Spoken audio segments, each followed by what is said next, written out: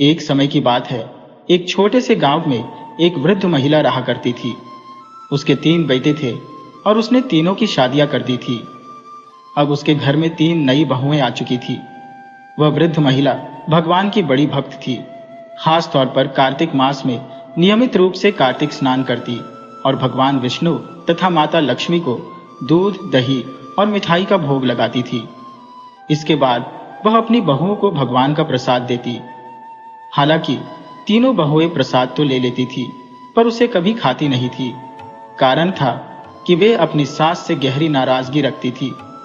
वे शिकायत करती थी कि उनकी सास सुबह सुबह उन्हें उठाकर कहती थी कि उन्हें प्रसाद तैयार करना होगा और फिर पूजा के बाद बहुत से लोगों को भोजन कराना होगा। इस प्रक्रिया में सुबह से लेकर दोपहर तक वे व्यस्त हो जाती थी। तीनों बहुएं इस काम से बहुत चिढ़ती थी और अक्सर आपस में मिलकर बातचीत करती थी। पता नहीं कब इस बूढ़ी औरत से हमारा पीछा छूटेगा और ये कब दुनिया से जाएगी ताकि हमें आराम मिल सके।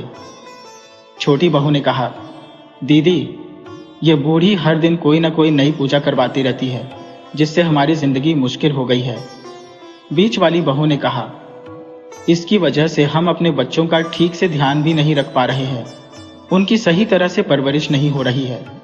न ही हम उन्हें अच्छा खिला पा रहे हैं, न ही अच्छे कपड़े पहनने को दे पा रहे हैं और न ही उन्हें अच्छे स्कूल में पढ़ा पा रहे हैं, क्योंकि इस बूढ़ी औरत के कारण हमारे सारे पैसे इसी के खर्चों में चले जाते हैं। एक दिन पूजा समाप्त होने के बाद वह वृद्ध महिला सबसे पहले अपने पड़ोसियों को प्रसाद देने गई और फिर अपनी बहुओं के पास आई।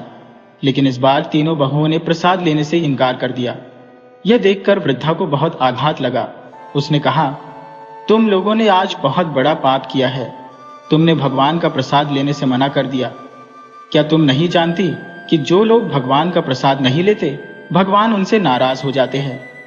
इतना कहकर वह बूढ़ी माई वहां से चली गई। फिर एक दिन छोटी बहू ने अपने पति से कहा, देखिए जी, हमारे बच्चे अभी छोटे हैं और हमें उनके भविष्य के लिए बहुत कुछ करना है। इसीलिए अब समय आ गया है कि बंटवारा हो जाए। मैं इस बूढ़ी के खर्चों से परेशान हो चुकी हूँ। हमारे सारे पैसे इसी पर खर्च हो जाते हैं। यदि तुमने बंटवारे की बात नहीं मानी तो मैं इस घर को छोड़कर मायके चली जाऊंगी और फिर कभी वापस नहीं आऊंगी। छोटी बहू के इस निर्णय को सुनकर उसका पति, जो बुजुर्ग माँ का सबसे छोटा बेटा था, बंटवारे के लिए राजी हो गया। इसी तरह बीच वाली बहू ने भी अपने पति के मन में बंटवारे की चिंगारी भड़का दी। जब बड़े भाई को इस पूरे मामले का पता चला तो उसकी पत्नी ने भी कहा, हमारी देवरानी सही कह रही है। इस बुजुर्ग के खर्चों से हम सब परेशान हो चुके हैं। इसकी पूजा पाठ कभी खत्म ही नहीं होती। बड़े भाई ने भी अपनी पत्नी की बात मानकर बंटवारे का समर्थन किया। तीनों भाइयों ने अपनी मां के सामने अपनी इच्छा जाहिर की कि वे अब बंटवारा चाहते हैं। मां ने उनकी बात सुनकर कहा, जैसी तुम्हारी इच्छा है बेटा, बंटवारा कर लो। फिर बंटवारे के लिए कुछ लोगों को बुलाया गया, जिन्होंने घर की प्रत्येक वस्तु के 4 हिस्से कर दिए, 3 बेटे और 1 हिस्सा मां के लिए। परंतु लोगों ने बुजुर्ग मां को थोड़ा कम हिस्सा दिया, क्योंकि वह अकेली थी और उसके खर्चे भी कम थे। लोग बंटवारे के बाद अपने अपने घर चले गए, लेकिन तीनों बहुओं ने कुछ दिनों तक अपनी सास को घर में रखा। कुछ समय बाद तीनों बहुओं ने मिलकर सलाह की, इस तरह के बंटवारे का क्या फायदा जब हमें ही इस बुजुर्ग का ध्यान रखना पड़ रहा है। छोटी बहू ने पूछा, तो अब हमें क्या करना चाहिए दीदी? बड़ी बहू ने कहा, इस बुजुर्ग को घर से निकाल दो। अगर ये कहीं और जाकर रहेगी तो हमें इससे छुटकारा मिल जाएगा। तीनों बहुओं ने ऐसा ही किया। उन्होंने अपनी बूढ़ी सास को घर से बाहर निकालकर एक छोटी सी झोपड़ी में भेज दिया और कहा, अब से यही तुम्हारा घर है। हमारे घर में तुम्हारी कोई जगह नहीं है। इतना कहकर वे तीनों बहुएं अपने घर लौट आईं। उनके बेटों ने भी अपनी पत्नियों से कोई सवाल नहीं किया कि उन्होंने अपनी मां को झोपड़ी में क्यों रखा है। यह देखकर उस बुजुर्ग महिला का दिल टूट गया। उसकी आंखों से आंसू बहने लगे। वह सोचने लगी, क्या मैंने अपने बच्चों को इसी दिन के लिए पाला था कि आज वे मुझे बेगानों की तरह घर से निकाल देंगे। वह बूढ़ी मां झोपड़ी में बैठकर काफी देर तक सोचती रही। फिर अचानक उसकी नजर एक अद्भुत रूपवान युवक पर पड़ी, जिसका चेहरा तेज से दमक रहा था और जिसके हाथों में बड़े बड़े थैले थे। वह लड़का बुजुर्ग माई के पास पहुंचते ही थैले उनके सामने रख देता है। फिर पूछता है, माई, आप कैसी हो? बूढ़ी माई ने उसे देखकर हैरानी से पूछा। बेटा, तुम कौन हो और ये थैले में क्या लेकर आए हो? लड़का मुस्कुराकर जवाब देता है, माई, मेरा नाम कृष्णा है। मैं आपके मायके से आया हूँ। मेरे माता पिता ने मुझे भेजा है। उन्होंने कहा कि आपकी बुआ के घर बंटवारा हो गया है और अब वे अकेली है। उनके बेटों ने उन्हें घर से निकालकर झोपड़ी में रहने को मजबूर कर दिया है। कृष्णा ने आगे कहा, मैं आपके लिए ये सामान लाया हूँ। इसमें खाने पीने की चीजें हैं। आप चिंता मत करो माई, मैं रोज आपके लिए कुछ न कुछ लेकर आता रहूंगा। इतना कहकर वह लड़का चला गया। इधर बूढ़ी माई को भूख लगी थी तो उसने थैले खोले और उनमें से थोड़ा सा भोजन निकाला। कुछ खाकर उसकी भूख मिट गई। थैलों में खाने की बहुत सारी चीजें देखकर वह खुश हो गई। अब तो रोज उसके लिए अच्छा अच्छा खाना आने लगा और वह तंदुरुस्त महसूस करने लगी। चेहरे पर चमक लौट आई। इसके बाद वह और अधिक पूजा पाठ करने लगी। सुबह और शाम स्नान करके भगवान को भोग लगाती और फिर प्रसाद अपने पड़ोसियों को देती। पड़ोसी उस प्रसाद को बड़े प्रेम से ग्रहण करते और बुजुर्ग माई की बहुत प्रशंसा करते। हर दिन पड़ोसियों को प्रसाद देने के बाद वह अपनी बहुओं के पास भी प्रसाद लेकर जाती, लेकिन बहुएं उसे लेने से इनकार कर देती। यह देखकर माई निराश हो जाती और फिर वापस अपनी झोपड़ी में लौट जाती। एक दिन माई ने अपने पड़ोसियों से कहा, आज कार्तिक पूर्णिमा है, गंगा स्नान का बहुत महत्व है। चलो गंगा स्नान करने चलते हैं। कुछ लोग उसके साथ जाने के लिए तैयार हो गए क्योंकि वे भी गंगा स्नान में गहरी आस्था रखते थे। सभी ने बड़े प्रेम से पूजा की और बुजुर्ग माई की बातों को मानते हुए गंगा में स्नान किया। माई ने गंगा मैया से प्रार्थना की, हे गंगा मैया, मेरे बेटों और बहुओं को सुखी रखना, उन्हें कोई कष्ट न हो। गंगा स्नान के बाद जो लोग माई के साथ थे उन्होंने कहा, माई, स्नान हो गया, अब घर चलते हैं। लेकिन माई ने कहा, मैं आज नहीं जाऊंगी। कुछ दिन यहीं रहकर गंगा मैया की पूजा करूंगी और स्नान करूंगी।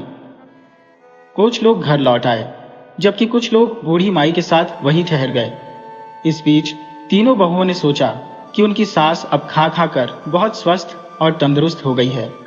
उन्होंने योजना बनाई कि चलो उसकी झोपड़ी में जाकर देखते हैं कि आखिर वह कौन सी चीजें खाती है। आज वह घर पर भी नहीं है, यही सही वक्त है तलाशी लेने का। तीनों बहुएं एक साथ मिलकर अपनी सास की झोपड़ी में घुस गईं। वहां पहुंचकर उन्होंने देखा कि झोपड़ी में ढेर सारे मेवे रखे हुए थे। खुबानी, बादाम, किशमिश, काजू और हर प्रकार का सुखाया हुआ फल। बुजुर्ग माई की झोपड़ी में किसी चीज की कमी नहीं थी। यह देखकर बहुएं हैरान हो गईं और बोली, अरे वाह, यही सब खा खा कर वह हट्टी कट्टी हो गई है। फिर बहुएं अपने बच्चों को बुलाकर कहने लगी, चलो ये सारा सामान अपने अपने घर ले चलो और इस बूढ़ी के लिए कुछ भी मत छोड़ो। अब देखते हैं कि यह औरत क्या खाती है और कितने दिन और जीवित रहती है। उनकी नजर तुलसी दल पर पड़ी, जिसे उठाकर उन्होंने नाली में फेंक दिया और हंसते हुए कहा, अब देखती हो ये बुढ़िया अपनी पूजा कैसे करेगी और कैसे गुजारा करेगी।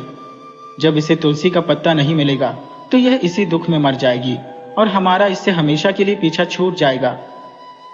जैसे ही उन्होंने तुलसी दल को नाली में फेंका, एक अजीब घटना हुई। तीनों बहुएं गद्दी बन गई। वे अपनी नई हालत पर चीखने लगी और पछताने लगी, सोचने लगी, हमने यह क्या कर दिया। अपने के पर गहरी पछतावा महसूस करते हुए वे घर की ओर लौटने लगी और गधे के रूप में ही अपनी भाषा में रोते हुए आपस में बात करने लगी। बच्चे जब अपनी माओं को इस हाल में देखते हैं तो वे भी रोने लगते हैं।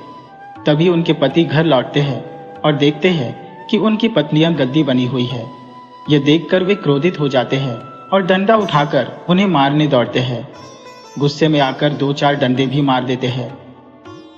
तभी गद्दी बनी बहुएं रोने और चिल्लाने लगी, हम गद्दी नहीं है, हम तो तुम्हारी पत्नियां हैं।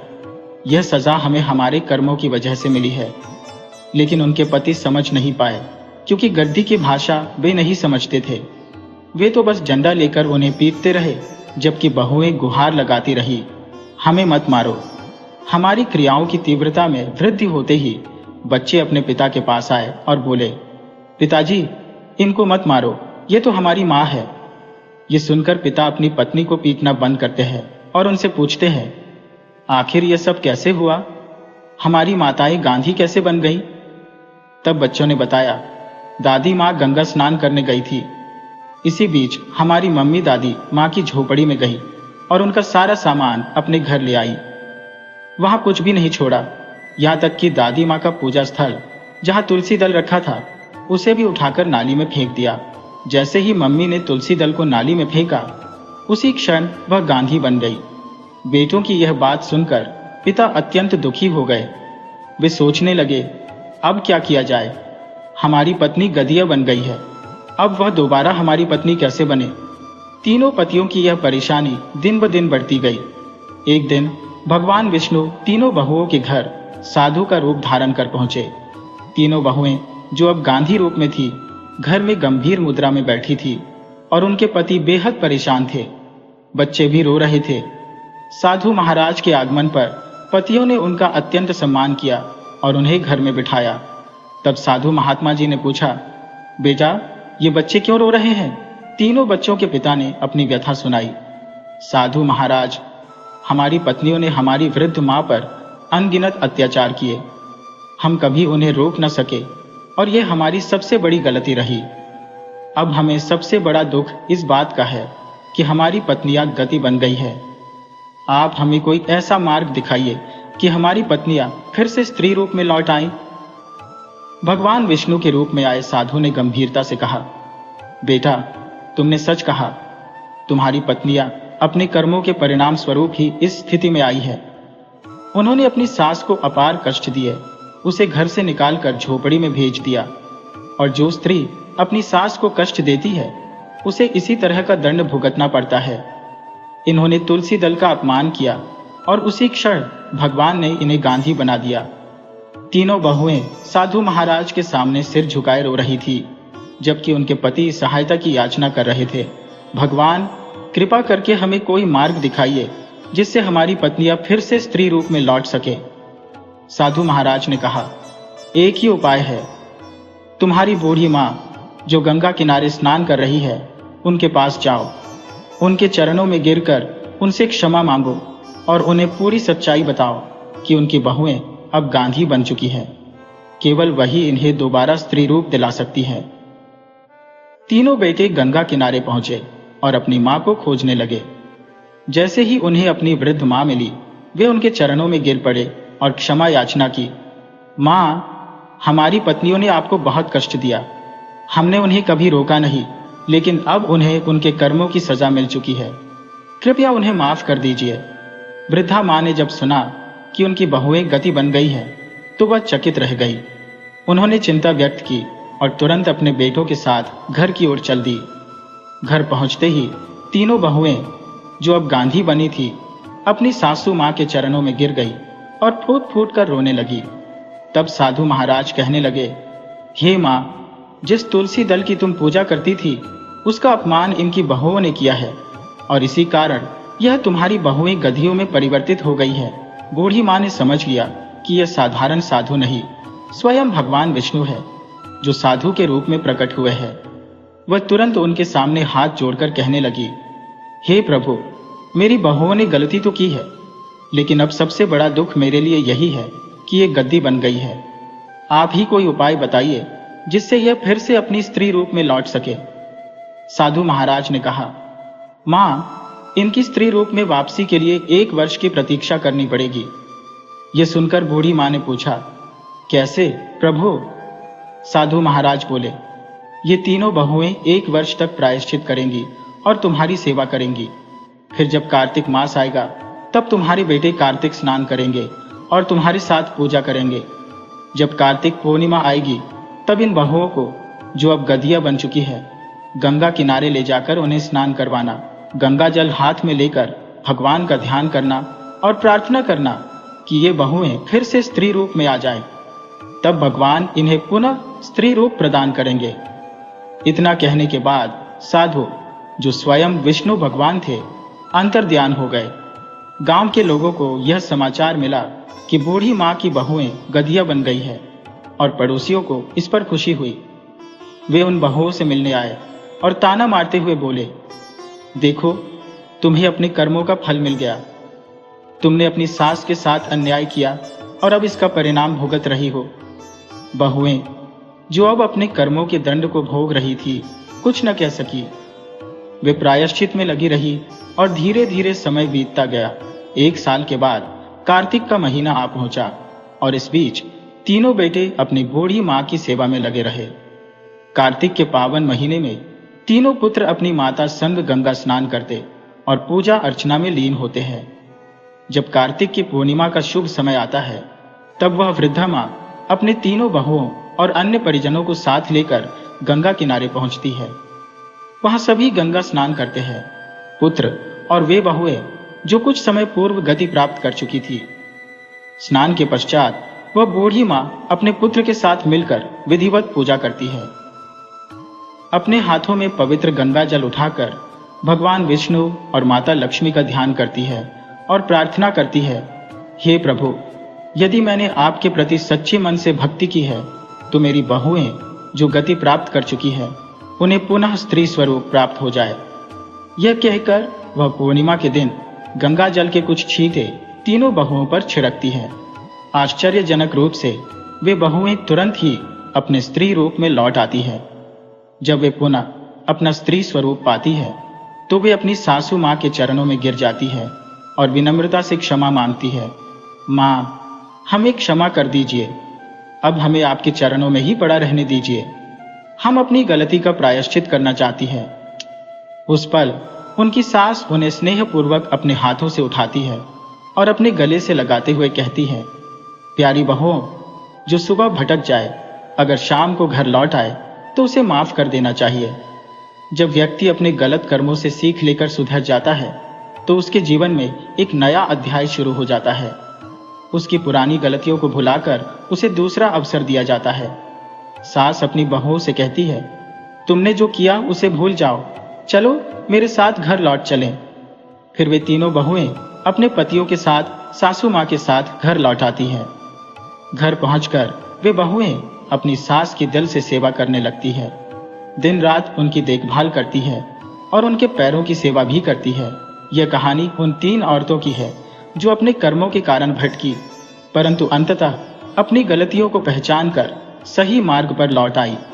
इससे यह सिद्ध होता है कि जो संतान अपने माता पिता की सेवा नहीं करती, उनका सम्मान नहीं करती, उन्हें घर से बाहर निकाल देती है, उसे अपने कर्मों का कड़ा फल भुगतना पड़ता है।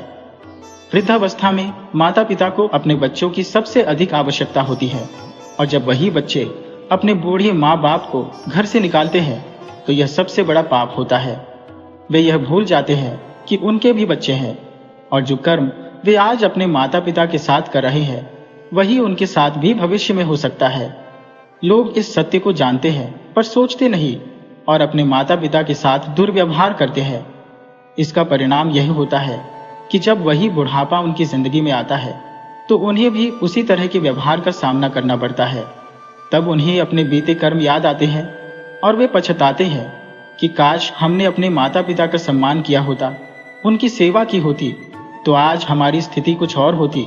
यह कथा हमें यह सीख देती है कि अगर आप अपने जीवन के अंतिम पड़ाव पर अपनी संतान से सम्मान पाना चाहते हैं तो पहले अपने बुजुर्ग माता पिता की सेवा करें, उनका सम्मान करें, तभी आपकी संतान आपका भी सम्मान करेगी।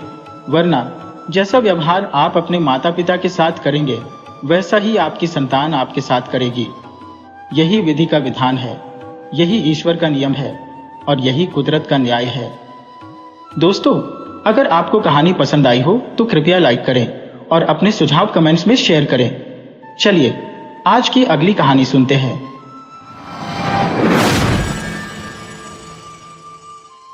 मीनू अपनी बड़ी माँ के पीछे पीछे दौड़ रही थी, उसकी आवाज पुकारते हुए, गाड़ी माँ, ओह बड़ी माँ, किधर जा रही हो? रुको तो, मुझे डर लग रहा है। आखिर कहाँ जा रही हो? इतनी घनी रात में अगर कोई जानवर आ गया तो? मीनू की आवाज घबराहट से भरी थी, लेकिन उसकी बड़ी माँ उसकी तरफ बिना देखे आगे बढ़ रही थी, मानो उसकी पुकार अनसुनी कर रही हो। मीनू पूरी ताकत से भागी, लेकिन उसे समझ नहीं आ रहा था कि उसकी बड़ी माँ उसकी बात क्यों नहीं सुन रही। आखिरकार वह उनके करीब पहुंच ही गई, लेकिन तब तक दोनों घने जंगल के बीचों बीच आ चुकी थी। मीनू को ऐसा महसूस हो रहा था कि शायद कोई उनका पीछा कर रहा है, लेकिन चारों तरफ नजर दौड़ाने पर कोई दिखाई नहीं दे रहा था। बड़ी माँ को वह जोर से झकझोरने लगी, पर बड़ी माँ ने खुद को संभाला और भी तेजी से चलने लगी। नन्ही मीनू असहाय सी उनके पीछे पीछे दौड़ती रही। बड़ी माँ अचानक एक आम के पेड़ के पास पहुंचकर गिर पड़ी। मीनू उनकी हालत देख घबरा गई। वह जोर जोर से रोने लगी। उसे लगा कि शायद बड़ी माँ मजाक कर रही है, लेकिन जब बहुत पुकारने पर भी वह नहीं उठी तो मीनू का दिल बैठ गया। मीनू अपने घर की अकेली लड़की थी, अपने बड़े पापा और बड़ी माँ की लाडली। बचपन में उसके दूसरे जन्मदिन पर उसके असली माता पिता का देहांत हो गया था। बाद में उसके बड़े पापा और बड़ी माँ ने उसे गोद ले लिया था।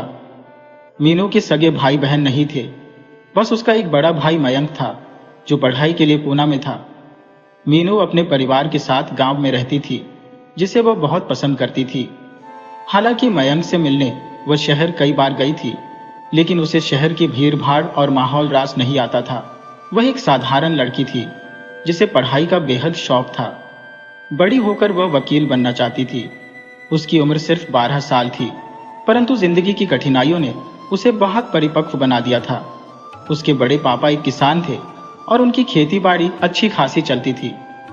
घर में एक बूढ़ी दादी भी थी, लेकिन दादी ने कभी मीनू को अपने दिल से स्वीकारा नहीं था। दादी का मानना था कि उनके बेटे और बहू की मृत्यु का कारण मीनू थी, इसलिए मीनू अधिकतर अपनी बड़ी माँ के साथ रहती, जो उसे दिल से बहुत प्यार करती थी। उनके लिए तो मीनू घर की लक्ष्मी जैसी थी। मीनू की बड़ी माँ हर रोज उसकी हर जरूरत का ख्याल रखती, उसे हंसाती, प्यार से भोजन कराती और कहानियां सुनाती। दोनों ने मिलकर कई खेल खोज लिए थे और मीनू को उनकी संगत बहुत प्यारी लगती थी। बड़ी माँ और मीनू के बीच का बंधन किसी सच्चे माँ बेटी के रिश्ते जैसा था, लेकिन बीते कुछ दिनों से बड़ी माँ का बर्ताव कुछ अजीब हो चला था। मीनू को लगा कि शायद वह बीमार है, पर उनके असामान्य व्यवहार का कोई स्पष्ट कारण किसी को नजर नहीं आ रहा था। मीनू के आंसू थमने का नाम नहीं ले रहे थे। वह अपने आसपास के माहौल से घबराई हुई अपनी बड़ी माँ को झकझोरते हुए रो रही थी। उठो माँ, तुम्हें मेरी कसम है, और जाओ ना। आम का पेड़ उनके ऊपर अपनी शाखाएं फैलाए खड़ा था, मानो कुछ छिपाने की कोशिश कर रहा हो। तभी एक हल्की सी सरसराहट सुनाई दी। मीनू ने घबराकर अपनी बेहोश बड़ी माँ को और कसकर पकड़ लिया और डर से अपनी आंखें बंद कर ली। अचानक किसी अजनबी आवाज ने उसके कानों में दस्तक दी। ये लड़की सिक्का लाई है, क्या सुन रही हो? क्या तू सिक्का लाई है? मीनू हड़बड़ाहट में पीछे मुड़कर देखने की कोशिश कर रही थी, पर गहरा अंधेरा उसे कुछ देखने नहीं दे रहा था। चांद की हल्की रोशनी में वो बस आवाज के स्रोत को समझने का प्रयास कर रही थी। उसकी उत्सुकता बढ़ने लगी और वह धीरे धीरे उस दिशा में कदम बढ़ाने लगी।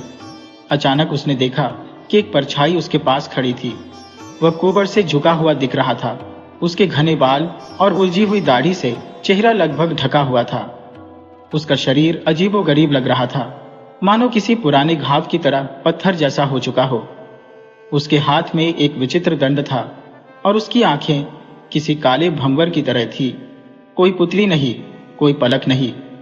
मीनू इस भयावह दृश्य को देखकर डर के मारे भागने लगी।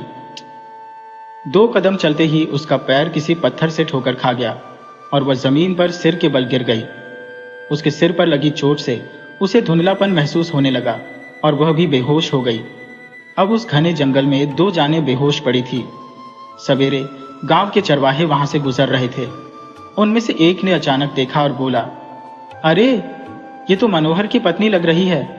दूसरा चरवाहा बोला, हाँ ताओ वही है। चरवाहों ने जैसे तैसे उन दोनों को उठाकर अपने साथ लिया, लेकिन मीनू के सिर से खून रुक नहीं रहा था, इसलिए उसे तुरंत अस्पताल ले जाया गया। मनोहर ने गहरी सांस लेते हुए अपनी बीवी से पूछा, आखिर ये सब कैसे हुआ? उसकी बीवी ने कहना शुरू किया और जैसे ही उसने बात पूरी की, मनोहर का चेहरा सन्न रह गया। उसके भीतर गुस्से का तूफान उमड़ने लगा। उसने पैर पटकते हुए आंगन की ओर रुख किया और तेज आवाज में अपनी मां को पुकारने लगा, मां, आखिर तुझे क्या चाहिए? बता। उसकी मां शांत स्वर में जवाब देती हुई बोली, अरे इतने जोर से क्यों चिल्ला रहा है? मेरे कान अब भी ठीक ठाक है, बिहरी तो नहीं हुई हो? वह सुपारी तोड़ते हुए धीमे से मुस्कुराई, मगर मनोहर का चेहरा तमतमाया हुआ था। माँ, तुझे समझ नहीं आ रहा? यह खून खराबा कब बंद होगा? मैं अपने परिवार को ऐसी चीज से बचाना चाहता हूँ जो मुझे लालच की दलदल में और गहरे धकेल दे। मुझे कुछ नहीं चाहिए, मैं जैसा हूँ वैसा ही ठीक हूँ। माँ ने उसकी बात सुनकर ठंडी आह भरी। मैंने कब कहा कि अपने लालच को बढ़ावा दो? पर देखो, अब हमारा परिवार तबाही के किनारे खड़ा है। मनोहर ने दृढ़ता से कहा। मैं मर जाऊंगा माँ, पर इसमें कभी शामिल नहीं होऊंगा। कितनी और जिंदगियां कुर्बान करोगी तुम? ये कोई सहारा नहीं, ये श्राप है। उसकी माँ ने गहरी नजरों से उसे देखा। तू क्या समझता है? तेरे पास बस 1 साल है। अगर यह 13 साल पूरे हो गए और कन्या नहीं रही तो इस घर का अंत निश्चित है। अब सबकी भलाई इसी में है कि वह सिक्का खोज निकाला जाए। मनोहर की आंखों में आंसू भर आए। वह अपनी माँ के कदमों में गिर पड़ा। माँ, ऐसा मत करो। वह आखिरी उम्मीद है। और किसे पता क्या उस सिक्के से कुछ हासिल भी होगा या नहीं। वो पहले से ही जीते जी मर रही है। उसके माँ बाप तो सड़क हादसे में चले गए थे। उसे क्यों इस सब में घसीट रहे हो? माँ ने उसकी बात को अनसुना करते हुए कहा। बेटा, अब बहुत देर हो चुकी है। सारी बातों का कोई फायदा नहीं। अब तुझे खोजी बनकर सिक्का ढूंढना होगा। मनोहर ने ठान लिया। नहीं, मैं नहीं बनूंगा खोजी, चाहे मर जाऊं, पर नहीं। इतना कहकर वह वहां से चला गया और उसकी माँ बड़बड़ाते हुए पीछे से बोली, अगर तू नहीं बना तो सर्वनाश पक्का है। इधर मीनू अस्पताल से ठीक होकर घर लौटी, पर अब वह अपनी माँ से डरने लगी थी। वह अपनी माँ से दूर दूर रहने लगी। बड़ी माँ को यह साफ दिख रहा था कि मीनू अभी तक उस हादसे को भूल नहीं पाई है। दरअसल 10 साल पहले उसके जन्मदिन पर भी कुछ ऐसा हुआ था जो किसी की भी कल्पना से परे था। जहां एक माँ बाप अपने बच्चे के जन्म पर खुश होते हैं, वहां मीनू के जन्म से सभी नाखुश थे। पूरा परिवार इस बात से भयभीत था कि अगर लड़की पैदा हुई तो उसे बलि चढ़ाना पड़ेगा। मीनू ही नहीं, उसकी बड़ी माँ की बेटी और दादी की 3 बेटियों की बलि पहले ही दी जा चुकी थी। अब घर की आखिरी बची हुई कन्या मीनू थी। रात के वक्त मयंक का फोन आया। उसने बड़ी माँ की तबीयत के बारे में पूछा और अपनी घर वापसी की इच्छा जाहिर की। उसने कहा, अगर माँ की हालत ज्यादा बिगड़ रही है तो मुझे बता देना, मैं घर आ जाता हूँ। उसकी माँ ने जवाब दिया, पर मनोहर ने तुम्हें सख्त मना किया है। पढ़ाई छोड़कर यहाँ आने की कोई जरूरत नहीं है। तुम्हारी माँ को बस नींद में चलने की बीमारी है। डॉक्टर ने उसे दवाइयाँ दी है। तुम अपनी पढ़ाई पर ध्यान दो। मयंक ने कहा, नहीं पिताजी, बात सिर्फ इतनी नहीं है। सेमेस्टर खत्म हो गए हैं, छुट्टी चल रही है। मैं घर आना चाहता हूँ। आप सबकी बहुत याद आ रही है और छुटकी से भी बात करना चाहता हूँ। मयंक हमेशा मीनू को छुटकी कहता था क्योंकि वह सबसे ज्यादा दुलारी थी। मनोहर ने मीनू को बुलाया और फोन का रिसीवर उसके हाथ में दे दिया। मीनू ने कहा, हेलो भैया। मयंक बोला, अरे मेरी चुनिया, कैसी है? सिर का दर्द अब कैसा है तेरा? और बता, इस बार क्या लाऊं तेरे लिए? मयंक का इतना कहना था कि मीनू का दिल भर आया और वह जोर जोर से रोने लगी। उसे ऐसा लगा कि शायद वह मयंक को उस डरावनी रात का सब कुछ बता सके। मयंक ने फौरन पूछा, अरे छुटकी, क्यों रो रही है? किसी ने डांटा क्या? दादी ने कुछ कहा? मीनू अपनी घबराहट भरी आवाज में बोली, भैया जल्दी घर आ जाओ। बड़ी माँ बहुत डराने लगी है, वो मुझे घूरती रहती है। तभी पीछे से उसकी दादी आ गई और मीनू की आवाज अचानक बंद हो गई, जैसे उसकी सांस हलक में अटक गई हो। दादी को याद आया कि फोन अभी भी चालू है। उन्होंने लपक कर रिसीवर मीनू के हाथ से छीन लिया और खुद मयंक से बात करने लगी। दादी ने मयंक से कहा, सब ठीक है बेटा, घर आ जाना। मैंने पहले भी मनोहर से कहा था कि बुला ले तुझे, पर वो सुनता नहीं। अब तू जल्दी आ जा। मयंक ने फोन रख दिया, लेकिन उसके मन में कई सवाल उठने लगे। मीनू उससे क्या कहना चाहती थी? दादी ने अचानक रिसीवर क्यों छीन लिया? और मीनू इतनी घबराई हुई क्यों थी? ये सब सोचकर मयंक ने जल्द से जल्द घर जाने की तैयारी शुरू कर दी। उधर दादी ने मीनू से कहा, तू क्या बताने की कोशिश कर रही थी? और उसे एक जोरदार थप्पड़ जड़ दिया। पहले से ही डरी हुई मीनू की आंखों से आंसू बहने लगे। थप्पड़ की आवाज और दादी के चिल्लाने से मनोहर दौड़ता हुआ आ पहुंचा। मनोहर ने गुस्से में कहा, माँ, तुम क्यों मार रही हो उसे? दादी चिल्लाते हुए बोली, ये करमजली मयंक को सब बता देती तो मैंने उसे संभाल लिया, वरना तू क्या सोचता मैं कैसे इसे छुपाऊंगी।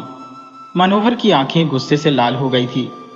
अगर वह डर रही है तो उसे मारने से सब ठीक हो जाएगा। तू इतना व्याकुल क्यों हो रहा है? न तो यह तेरा खून है, न ही तेरी सगी।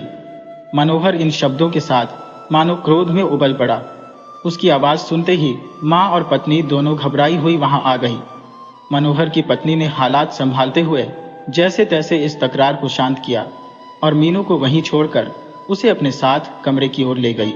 उसकी आंखों में आंसू थे। जब मीनू की नजर दादी पर पड़ी, उसे लगा जैसे दादी फिर उसे डांटने वाली है, मगर आज कुछ अलग था। दादी के चेहरे पर एक अजीब सी गहराई थी, मानो वह कुछ कहना चाह रही हो। रात का समय हो चला था और इस रात मीनू दादी के कमरे में सो रही थी। आमतौर पर दादी उसे अपने पास नहीं आने देती थी, इसलिए वह जमीन पर लेटी थी, जबकि दादी पलंग पर आराम कर रही थी। मीनू अक्सर अपनी मां के साथ सोती थी, लेकिन आज की शाम की घटनाओं के बाद उसके पास और कोई विकल्प नहीं था। नींद उसकी पलकों पर भारी हो रही थी और वह सो भी गई। दूसरी ओर दादी धीरे धीरे पंखे की घूमती हुई पंखुड़ियों को देखती हुई अपने अतीत में खो गई।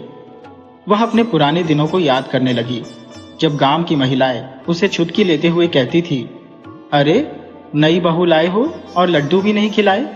और वह जवाब में कहती, घर आ जाना, सबको दिखा दूंगी और लड्डू भी खिला दूंगी। लेकिन यह क्या? वह अचानक कुएं पर पहुंच गई। औरतें उसे देखकर हंसने लगी। वह नई नवेली दुल्हन, जिसके हर कदम पर छींटा कशी हो रही थी, उसे चिढ़ा रही थी कि इतनी जल्दी क्यों मटका उठाकर काम में लग गई। अभी तो उसके हाथों की मेहंदी की रंगत भी ढंग से उतरी नहीं थी। मैना के कानों में उन औरतों की हंसी गूंज रही थी और घूंघट के पीछे से वह सिसकते हुए रो रही थी। लेकिन बेचारी करे भी तो क्या? उसका दुख बांटने वाला वहां कोई नहीं था। कुछ ही दिनों पहले उसकी शादी दिवाकर से हुई थी। गांव की एक अनपढ़ लड़की, जिसने शादी से पहले न तो अपने पति को देखा था और न ही उसके परिवार को जाना था।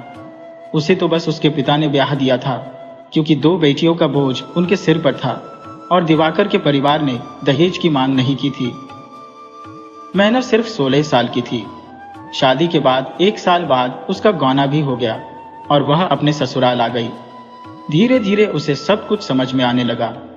क्यों दिवाकर के माता पिता ने उसके पिता से दहेज की कोई मांग नहीं की। दिवाकर एक जमींदार था, लेकिन साथ ही वह एक व्यभिचारी और शराबी भी था। घर के कामकाज से ज्यादा उसका वक्त कोठों की महफिलों में बीतता था। दिवाकर के लिए शादी सिर्फ उसकी मां की इच्छा पूरी करने का एक जरिया थी और मैना के प्रति उसका रवैया नौकर जैसा था। उसे अपने कमरे में तो क्या, अपने आसपास भी नहीं भटकने देता था।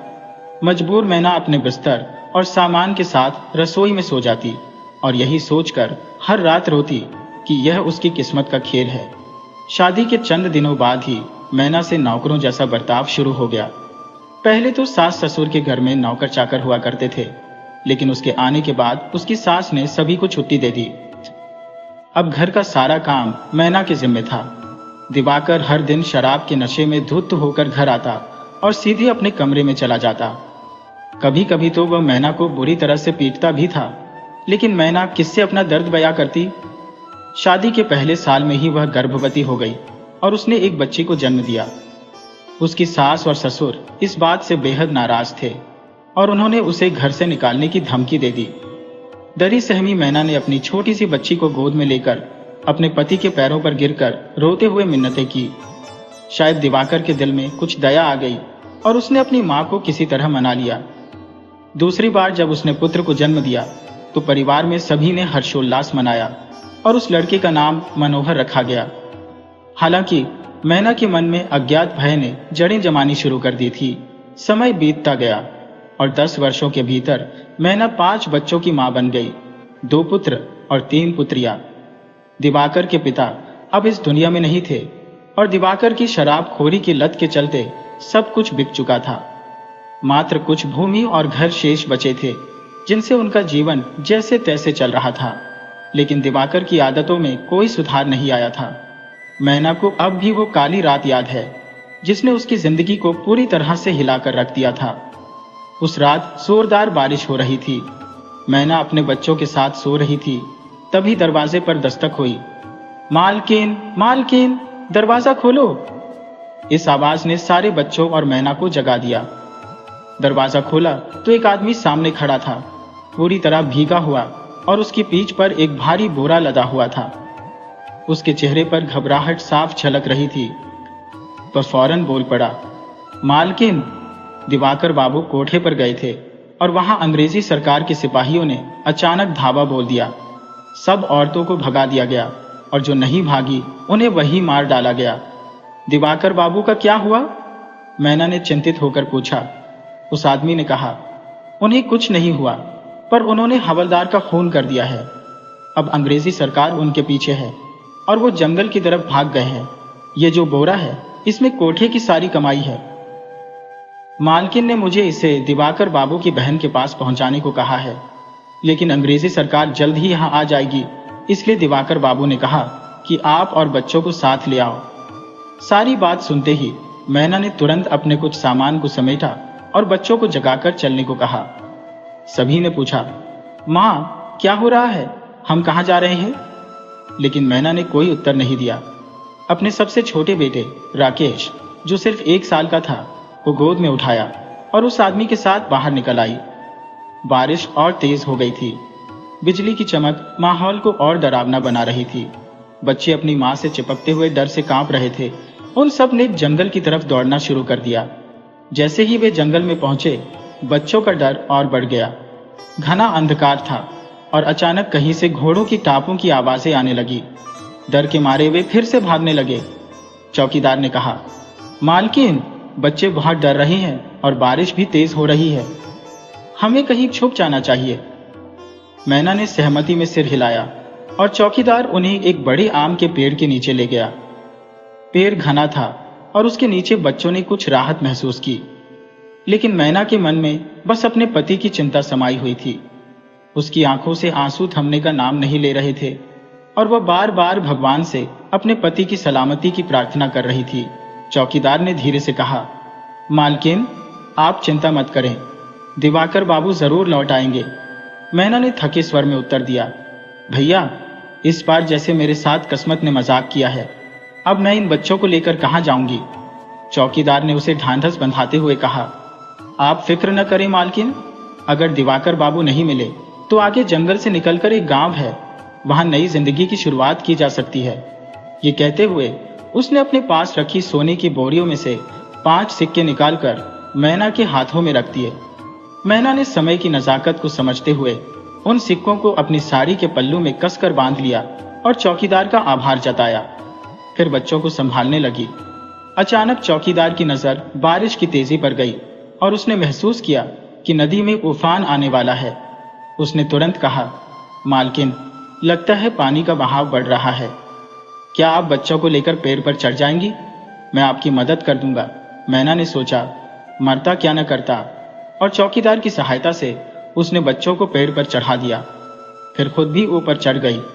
चौकीदार ने भी पेड़ पर चढ़ने की कोशिश की, मगर भारी बोरी के कारण चढ़ने में असफल रहा। फिर उसने बोरी को पेड़ से बांध दिया और खुद भी किसी तरह पेड़ पर चढ़ गया। उसका अंदेशा सही निकला। कुछ ही देर में नदी उफान पर आ गई और पेड़ का निचला हिस्सा पानी में डूबने लगा। यह दृश्य देखकर मैना ने राहत की सांस ली और चौकीदार का धन्यवाद किया। भैया, आपने मेरे बच्चों की जान बचा ली, मैं आपका कर्जदार हूं। चौकीदार ने मुस्कुराते हुए कहा, मालकिन, ये तो समय का फेर है।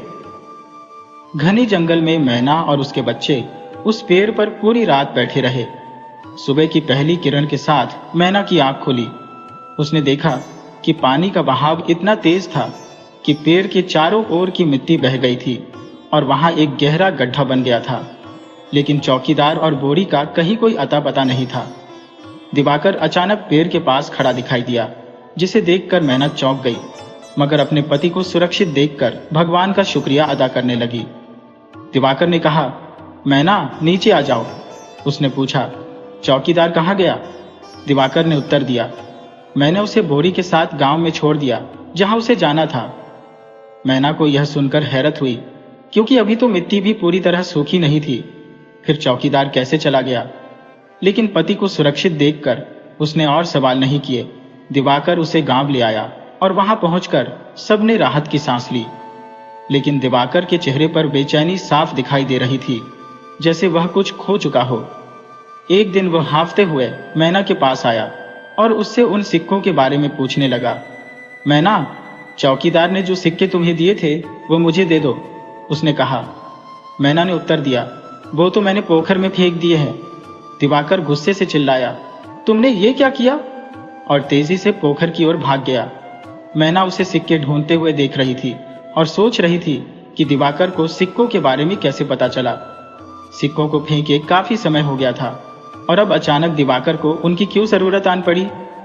अचानक दिवाकर को पोखर में एक सिक्का मिल गया। पोखर से बाहर निकलते ही दिवाकर के चेहरे पर खुशी साफ झलक रही थी। हालांकि पोखर के अंदर रहने से उसके शरीर पर कई जगहों पर झोंक चिपक गई थी जो खून चूस रही थी। ये पीड़ा काफी तकलीफदेह थी, लेकिन वो इस बात से खुश था कि उसे वो सिक्का मिल गया था। मैना ने यह दृश्य देखा और भागकर उसकी ओर आई।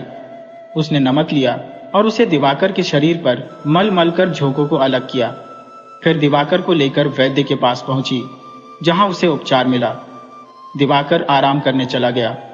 रात काफी बीत चुकी थी और अचानक मैना की आंखें खुली। उसे बच्चों की चिंता सताने लगी, लेकिन जब उसने देखा कि उसकी एक बेटी बिस्तर पर नहीं है तो उसका दिल बैठ गया। वह तुरंत दिवाकर को देखने उसके बिस्तर पर गई, लेकिन वहां भी दिवाकर नहीं था। उसकी गैर मौजूदगी को देखकर मैना ने सोचा कि दिवाकर अपनी मौज मस्ती के लिए बाहर गया होगा, मगर बेटी के गायब होने से वह बेहद परेशान हो गई। घर का दरवाजा भी अधखुला था, जो उसकी चिंता को और बढ़ा रहा था। मैना ने तुरंत अपनी बेटी की खोज शुरू की।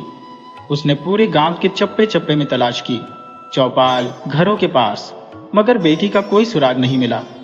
आखिरकार थककर रोते हुए वह घर लौट आई और सुबह दिवाकर के साथ फिर से ढूंढने की योजना बनाई। जब दिवाकर सुबह घर आया, मैना ने उसे पूरी घटना बताई। दोनों मिलकर बेटी को ढूंढने निकले, लेकिन नतीजा वही रहा। बेटी का कोई पता नहीं चला। मैना ने अंततः इसे अपने भाग्य का लिखा मान लिया और खुद को नियति के हवाले कर दिया। 2 महीने बीत गए। इस बीच दिवाकर फिर से पोखर में सिक्के की खोज में कूद पड़ा। उसे एक और सिक्का मिला, लेकिन उसी रात उसकी दूसरी बेटी भी गायब हो गई। अब मैना का शक और गहराने लगा।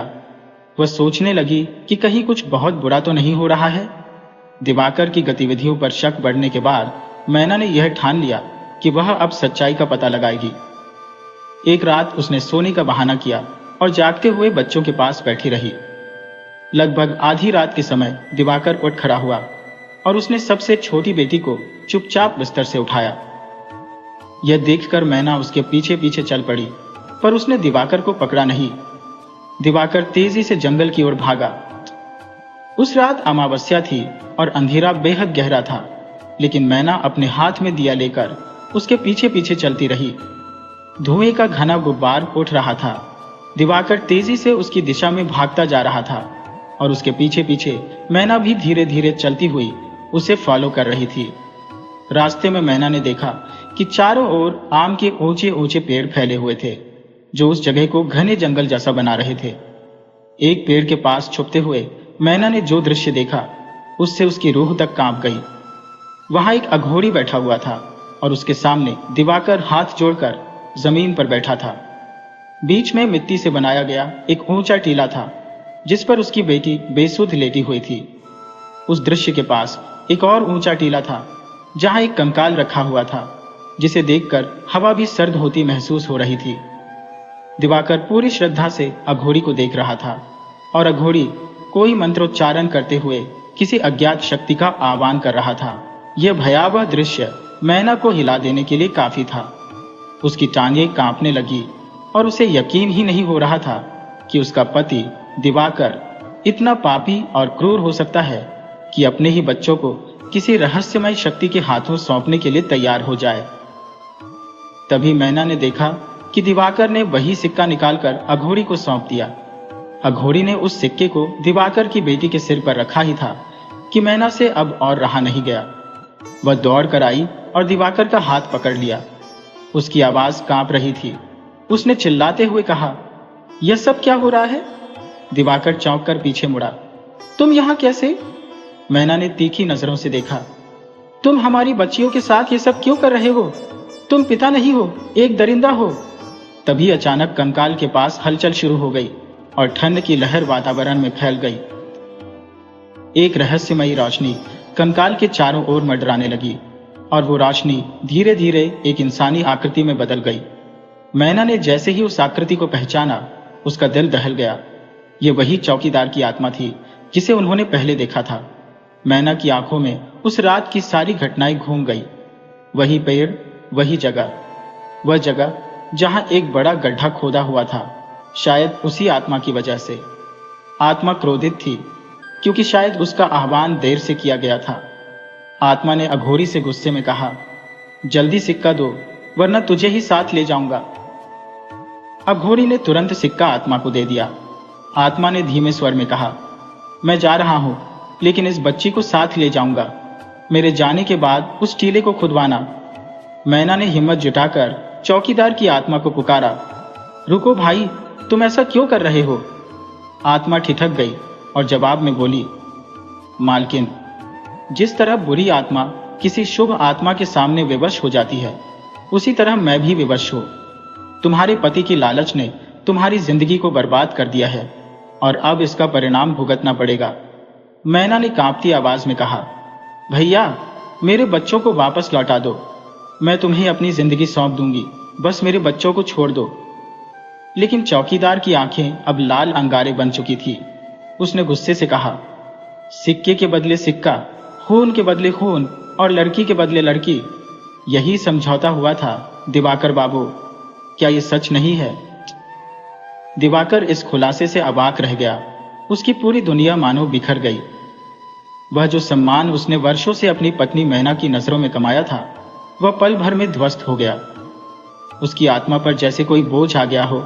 उसने मैना की तरफ देखा, मानो उसे एहसास हो गया हो कि वह अब अपनी जान भी गंवा सकता है। मैना स्तब्ध होकर बोली, भैया, आप किसकी बात कर रहे हो? मुझे तो कुछ भी नहीं पता। तब चौकीदार की आत्मा ने गहरी सांस लेते हुए कहा, तुम्हें कैसे पता होगा मालकिन? तब तो तुम्हारी शादी भी नहीं हुई थी। आत्मा ने कहना शुरू किया, मैं एक ईमानदार मेहनती इंसान था। मेरे पास थोड़ी सी जमीन थी और मेरा परिवार, मेरी पत्नी और 5 बेटियां, मेरा सुखी संसार था। हम कड़ी मेहनत करके किसी तरह अपनी जीविका चलाते थे। लेकिन एक साल बारिश ने दगा दे दिया और सूखा पड़ा। गांव वालों ने जमींदार से कर्ज लेने का फैसला किया। हम भी उनमें से एक थे। मालकिन, हमें क्या पता था कि यह कर्ज हमारी जिंदगी का सबसे बड़ा अभिशाप बन जाएगा। जमींदार ने हमें कर्ज दिया, परंतु उसे चुकाने के लिए समय बेहद कम रखा और धमकी दी कि अगर समय पर न चुका पाए तो हमारी जमीन उसकी हो जाएगी। हमने उसकी शर्त मान ली और रात दिन मेहनत की। जब फसल तैयार होने को आई, तब हमें क्या पता था कि जमींदार ने हमारे खिलाफ साजिश रच रखी थी। उसने हमारी तैयार फसल में आग लगवा दी। मेरी आंखों के सामने सब कुछ जलकर खाक हो गया। जब हम मदद की गुहार लेकर जमींदार के पास गए तो उसने उल्टा हमें ही अपमानित किया। हम मजबूर थे, कर्ज का बोझ हमारे सिर पर था, इसलिए हम चुपचाप लौट आए। अब गांव छोड़ने का ही विचार कर रहे थे कि मेरी पत्नी की मौत हो गई। हमारी बेटियां अनाथ हो गई। इतना कहते कहते आत्मा फूट फूट कर रोने लगी। उसका दुख देखकर मैना की आंखों में भी आंसू आ गए। उसे लगने लगा कि अन्याय बेहद बड़ा था, लेकिन वह अब भी समझ नहीं पा रही थी कि असल दोषी कौन था। आत्मा फिर बोलने लगी, कुछ दिन बाद जमींदार बाबू हमारे घर आए और हमसे उधार चुकाने की मांग करने लगे। हमारे पास तो 2 वक्त की रोटी का संकट था। हम किसी को उधार कैसे दे सकते थे? हमने निर्णय लिया कि मालिक, हम और हमारी बेटियां आपके यहाँ मजदूरी करेंगे। जब तक आपका उधार नहीं चुकता होता, हम आप ही के खेतों में मेहनत करेंगे। जमींदार साहब को यह बात मंजूर हो गई और हम उनके खेतों में काम करने लगे। लेकिन हमें नहीं पता था कि मालकिन की गंदी नजर हमारी मासूम फूल जैसी बेटियों पर थी। मालकिन ने हमारी बेटियों को कोठे पर बेच दिया। आत्मा का क्रंदन इतना तेज था कि पूरा जंगल गूंज उठा। मालकिन, आप जानती हैं, बदले में उस हराम जमींदार ने हमें क्या दिया? केवल वे 5 सिक्के जो हमने आपको दिए थे। मैं स्तब्ध रह गई। सोचा, क्या बदला उन 5 सिक्कों से पूरा हो गया? घुटनों के बल बैठकर अपने पति के पापों का प्रायश्चित करने लगी। लेकिन आत्मा ने कहा, जब हम आपके बच्चों को बचा रहे थे तब हमारी इंसानियत ने हमें मौका दिया। आप और आपके बच्चों का कोई दोष नहीं है, लेकिन जब मालिक को खजाना नहीं मिला तो उन्होंने हमें मार डाला। तभी मैना बोली, वही खजाना जो आपके कंधे पर बोरी में था। चौकीदार ने कहा, हाँ मालकिन, वही खजाना जो मेरी बेटियों को बेचने से मिला था। कोठे वालियों ने उसे सस्ते में खरीद लिया। अब मैं इस जमींदार की सभी बेटियों को मार डालूंगा जब तक मेरा बदला पूरा नहीं हो जाता।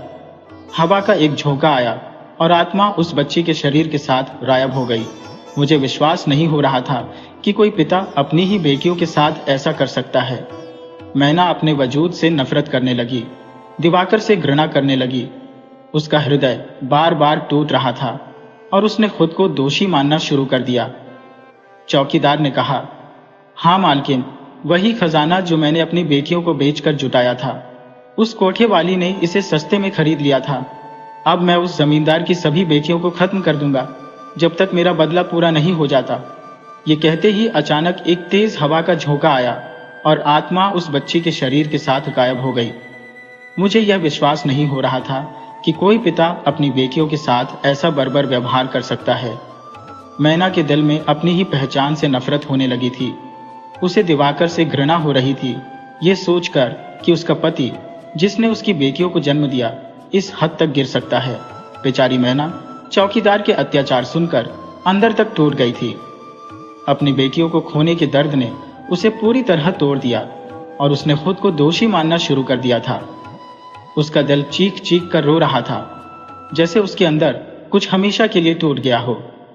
अब आत्मा के जाते ही दिवाकर और वह अघोरी उस मिट्टी के टीले को खोदने में जुट गए जहां बेहोश पड़ी उसकी बेटी रखी गई थी। मैं उस वक्त गहरी सोच में डूबी थी, अपनी बेटियों के बारे में चिंतित, जैसे इस सदमे से उबर नहीं पा रही थी। जैसे ही दिवाकर और अघोरी ने टीले को खोदा, वहां से एक मिट्टी का घड़ा निकला जो सोने चांदी और नकदी से भरा हुआ था। दिवाकर के चेहरे पर लालच और क्रूरता की झलक साफ नजर आ रही थी। उसने मैना को जोर से हिलाया और बोला, देखो मैना, कितना पैसा है, सोना चांदी है, छूकर देखो। मैना ने उसे घूर कर देखा। उसके चेहरे पर कुछ पल पहले की झिझक अब गायब हो गई थी। उसने देखा कि दिवाकर को अब अपनी करतूतों पर कोई पछतावा नहीं था। वह अपने पति के इस नए रूप को देखकर स्तब्ध रह गई। उसने कहा, इस खून से सनी हुई दौलत को मुझसे दूर रखो, ये मेरी मासूम बच्चियों की मौत की कीमत है। ये कहते हुए मैना ने पास पड़ा एक बड़ा पत्थर उठाया और दिवाकर को मारने का इशारा किया। डरकर दिवाकर और अघोरी पीछे हटे और उस मौके का फायदा उठाते हुए मैना वहां से भाग निकली। वह घर पहुंची और अपने दोनों बेटों को गले लगाकर खूब रोई। उसकी आंखों से आंसू थमने का नाम ही नहीं ले रहे थे। शायद वह उस दिन की पीड़ा और दर्द को अपने आंसुओं में बहा रही थी। रात बहुत गहरी हो चुकी थी। दिवाकर शराब के नशे में लड़खड़ाते हुए घर लौटा। उसने आते ही मैना से खाना मांगा। जब कोई जवाब नहीं मिला तो उसने मैना और बच्चों को बुरी तरह पीटा। मारते मारते वह थक गया और फिर सोने चला गया। अब मैना के दिल में अपने पति के लिए कोई प्यार नहीं बचा था। वह उससे नफरत करने लगी थी, मगर अपने दोनों बेटों के लिए उसे जीना था। उनके लिए वह अपनी सारी तकलीफों को सह रही थी। सुबह का उजाला फैल चुका था। दादी अपने ख्यालों में डूबी हुई थी जब मीनू ने उन्हें पुकारा, दादी उठ जाओ, सुबह हो गई है, मैं चाय लेकर आती हूँ। दादी ने सूजी हुई आंखों से जवाब दिया, हाँ चाय रख दो, मैं उठती हूँ। मीनू चाय रखकर चली गई और मनोहर स्टेशन से मयंक को घर लेकर आ गया। मयंक के आते ही जैसे घर में रौनक लौट आई। दादी ने उसे गले से लगा लिया। अपने पोते को देखकर उसकी आंखों में खुशी के आंसू आ गए। सबने मयंक से हालचाल पूछा और उसने बताया कि पुणे में सब कुछ ठीक है और इस बार वह कुछ समय के लिए छुट्टियां बिताने आया है। शाम हो चली थी। बड़ी माँ और मीनू रसोई में खाना तैयार कर रही थी। तभी बड़े पापा वहां आकर बड़ी माँ से बोले। बड़ी माँ ने फिर से अपनी चिंता दोहराई, तुम्हें अपनी दवाई आज जरूर लेनी है, मयंक ने पहले ही खा लिया है। मैं नहीं चाहती कि तुम वही गलती दोहराओ जो तुमने पहले की थी। मयंक के सामने इस नाटक को बढ़ाते हुए बड़ी माँ ने अपनी बात स्पष्ट की। मैनू ने धीरे से जवाब दिया, ठीक है, मैं दवाई ले लूंगी। वह सब सुन रही थी और फिर अपने काम में व्यस्त हो गई। रात गहराती गई और सबने मीनू को हॉल में अकेला सुला दिया, क्योंकि दादी ने मयंक को अपने पास सुलाया था और बड़ी माँ की बीमारी के कारण बड़े पापा उनके पास थे। रात घना अंधेरा छा गया था जब मयंक को लगा कि उसका गला सूख रहा है। वह पानी लेने के लिए किचन की तरफ गया और पानी पीने के बाद वापस अपने कमरे की ओर बढ़ रहा था। तभी उसे किसी की आवाज सुनाई दी, मयंक, मयंक। उसने जवाब दिया, कौन? पर दूसरी बार आवाज नहीं आई। उसने सोचा कि यह उसका भ्रम था और वापस अपने बिस्तर पर लौट आया।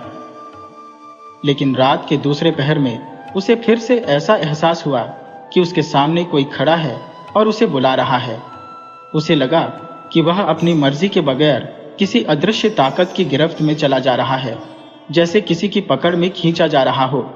अब वह उठकर खड़ा हो गया और उस साई का पीछा करने लगा जो उसके कदमों से कदम मिला रहा था। मयंक धीरे धीरे उस जगह पर पहुंच गया जहां वह आम का पेड़ था, उसी पेड़ के पास जहां कभी उसकी मां आई थी। जैसे ही उसने उस पेड़ के पास कदम रखा, उसे ऐसा महसूस हुआ जैसे वह किसी गहरी नींद से जागा हो जो अभी अभी टूटी थी। उस साई ने, जो अब भी उसके सामने खड़ा था, पुकारते हुए कहा, मयंक, मैं जानता हूं कि तुम हैरान हो, लेकिन मैं तुम्हें यहां तुम्हारी भलाई के लिए लाया हूं, उस खजाने के लिए जो सिर्फ तुम्हारा है और जिसे सिर्फ तुम ही पा सकते हो। मयंक ने उलझन में पूछा, खजाना? कैसा खजाना? साया, जो पेड़ के पीछे से प्रकट हुआ था, बोला, हाँ, वही आम वाली का खजाना जिसके लिए तुम्हारे दादा और चाचा हमेशा जद्दोजहद में लगे रहे। क्या तुम नहीं देखना चाहोगे अपनी विरासत? मयंक ने कहा, अगर ये सच है तो मुझे दिखाओ। साया ने संकेत करते हुए कहा, इस पेड़ की खोह में देखो। मयंक ने पेड़ की खोह में झांका और एक पल में ही स्तब्ध रह गया। वहां सोने और चांदी से भरे मटके और चारों ओर बिखरे कीमती आभूषण थे। मयंक के भीतर लालच का वही कीड़ा जाग गया जो उसके दादा के खून में था। खजाने को देखते ही उसे पाने की प्रबल इच्छा उसके मन में उमड़ पड़ी। जैसे ही उसने खजाने की ओर हाथ बढ़ाया, साया ने उसका हाथ थाम लिया और कहा, इस खजाने के बदले मुझे भी कुछ चाहिए। मयंक ने चौंकते हुए पूछा, क्या चाहिए? साया बोला, तुम्हारी सबसे अनमोल चीज। मयंक ने गुस्से में कहा, क्या चाहिए? बोलो साफ। साया ने जवाब दिया, तुम्हारी बहन। यह सुनते ही मयंक का गुस्सा और भड़क गया। उसने तेजी से साया को पकड़ने की कोशिश की, लेकिन साया अचानक गायब हो गया। मयंक एकाएक होश में लौटा और पाया कि न तो साया था, न जंगल, न कोई खजाना। वह अपने बिस्तर पर लेटा हुआ था, लेकिन उसे मन ही मन यह यकीन हो चला था कि उसने जो देखा वह कल्पना से परे, वास्तविकता के बेहद करीब था। उसे अचानक मीनू की वह बात याद आ गई जो उसने अधूरी छोड़ दी थी। अगली सुबह सभी अपने अपने कामों में लगे थे। मयंक ने मीनू को पास बुलाकर धमकाते हुए कहा कि अगर वह पूरी सच्चाई नहीं बताएगी तो वह हमेशा के लिए यहां से चला जाएगा और कभी नहीं लौटेगा। मयंक की धमकी से मीनू घबरा गई और रोते रोते उसने सब कुछ अपने बड़े भाई मयंक को बता दिया। मयंक एक पढ़ा लिखा समझदार लड़का था, लेकिन मीनू की बातों पर उसे थोड़ा यकीन करने में कठिनाई हो रही थी। जब मीनू ने कहा कि इस बारे में सभी को पता था सिवाय मयंक के, तो वह गुस्से से भड़क उठा और पैर पटकते हुए अपने पापा के पास गया। गुस्से से उसने अपने पापा से कहा, पापा, ये सब क्या चल रहा है? मनोहर जी, जो अपने स्थान पर बैठे थे, चौंकते हुए बोले, क्या मतलब? मयंक ने गुस्से में जवाब दिया, मतलब यह कि मुझसे यह सब क्यों छिपाया गया? क्या मैं इस घर का हिस्सा नहीं हूं? मनोहर जी अब गंभीर स्वर में बोले, तुम कहना क्या चाहते हो मयंक? स्पष्ट शब्दों में बात करो। मयंक ने कहा, मीनू ने मुझे सब कुछ बता दिया है। ये क्या चल रहा है? माँ कौन सी बीमारी की दवा खा रही है? मनोहर जी ने गंभीरता से जवाब दिया, बेटा, तुम इन सब बातों से दूर रहो। यहाँ छुट्टियां बिताने आए हो, अपनी छुट्टियां पूरी कर और वापस लौट जाओ। मयंक की आंखों में उदासी और उलझन थी। उसने कहा, पापा, कल रात मुझे भी वही महसूस हुआ जो माँ को हुआ था। मनोहर जी का चेहरा तनाव में आ गया। उन्होंने पूछा, तुम क्या कहना चाहते हो? तुम जंगल गए थे, वहां क्या देखा? मयंक ने अपने पिता को रात की पूरी घटना बताई। सुनते ही मनोहर जी ने अपना सिर थाम लिया और आंखों में आंसू लिए वहीं बैठ गए। धीरे से बोले, ये मेरी गलती है कि मैंने तुझे यहां बुलाया। अब तू भी इसमें उलझ गया है, राकेश की तरह। मैं तुझे इस अभिशाप से दूर रखना चाहता था। मयंक बेचैनी से बोला, लेकिन पापा, आप साफ साफ बताइए, आखिर हो क्या रहा है? राकेश का एक्सीडेंट हुआ था तो ये सब बातें कैसे जुड़ी हुई है? मनोहर जी ने गहरी सांस लेकर कहा, बेटा, तेरा चाचा और चाची किसी हादसे में नहीं मरे थे। उन्हें भी उसी आम के पेड़ के प्रेत ने मारा था। मयंक चौंक कर बोला, लेकिन क्यों? मनोहर जी ने दुखी स्वर में कहा, तेरा चाचा खजाने के लालच में अपनी सुध बुद्ध खो बैठा था, तेरे दादा की तरह। और जिसने भी उस खजाने को देखा वह लालच में अंधा हो गया, अपने रिश्ते नातों को भूल गया। मयंक ने धीरे से कहा, पापा, अब तो मैंने भी उस खजाने को देखा है। मनोहर जी ने चिंता से कहा, हाँ बेटा, अब तुझे भी सपने सताएंगे, तेरे अंदर भी वही ललक जागेगी और एक दिन तू भी मीनू को उस प्रेत के हवाले कर देगा, जैसे तेरे चाचा ने किया था। मयंक का चेहरा भय से सफेद हो गया, लेकिन उसने खुद को संभाला और पूछा, पापा, चाचा किसे लेकर गए थे और चाची की मौत कैसे हुई थी? मनोहर जी ने गहरे दुख से कहा, जब तेरा चाचा खजाने के पीछे पागल हुआ तब हमें पहली संतान मिली थी, तेरी बड़ी बहन जो तुझसे पहले पैदा हुई थी। राकेश उस समय शादीशुदा नहीं था, इसलिए उसने तेरी बहन को प्रेत के हवाले कर दिया। हमें यह तब पता चला जब सब कुछ खत्म हो चुका था। मनोहर जी ने आगे बताया, तेरी दादी ने भी उस खजाने को देखा था और वह भी लालच में अंधी हो गई थी। उन्होंने जल्दी से राकेश की शादी करवाई ताकि खजाने का वारिस मिल जाए। लेकिन तेरी माँ और मैं जानते थे कि अगर उनकी औलाद बेटा हुआ तो वह खोजी बनेगा और बेटी हुई तो उसे प्रेत के हवाले करना पड़ेगा। हमने एक पुजारी से इस अभिशाप से बचने का उपाय पूछा। उन्होंने सलाह दी कि राकेश की शादी ऐसे परिवार में हो जो खेतीहर किसान हो। हमने ऐसा ही किया और तेरे चाचा की शादी मीनू की मां से करवा दी। जब मीनू पैदा हुई तो हम सभी डर गए। एक दिन राकेश मीनू को प्रेत के हवाले करने गया, लेकिन मीनू की मां ने अपनी जान देकर उसे बचाया। राकेश को जब होश आया तो उसने खुद को मारने की कोशिश की, लेकिन वह गायब हो गया और फिर कभी वापस नहीं आया। मनोहर जी की आवाज में कंपन था। कहते हैं वहां से आज भी डरावनी आवाजें आती हैं। शायद वह प्रेत मीनू के पिता को असहनीय पीड़ाएं देता है और अब तू भी वही करेगा, ऐसा मनोहर ने कहा। उसकी आवाज दर्द से भारी हो गई और वह फूट फूट कर रोने लगा। मयंक ने उसे शांत करने की कोशिश की। नहीं पापा, मैं ऐसा कभी नहीं करूंगा। आप क्यों चिंतित हो रहे हैं? क्या आपको अपने बेटे पर विश्वास नहीं है?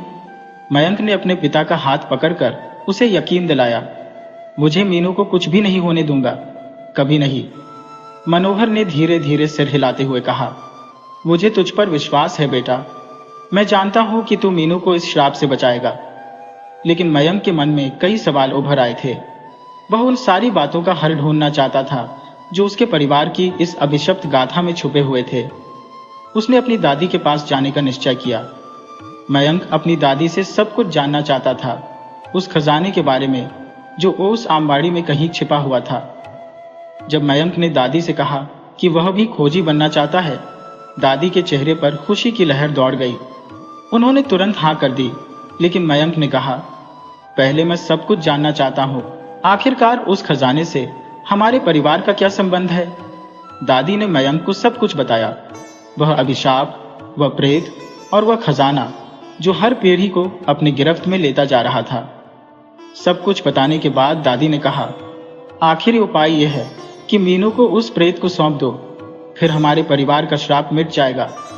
मयंक के लिए यह सुनना असहनीय था।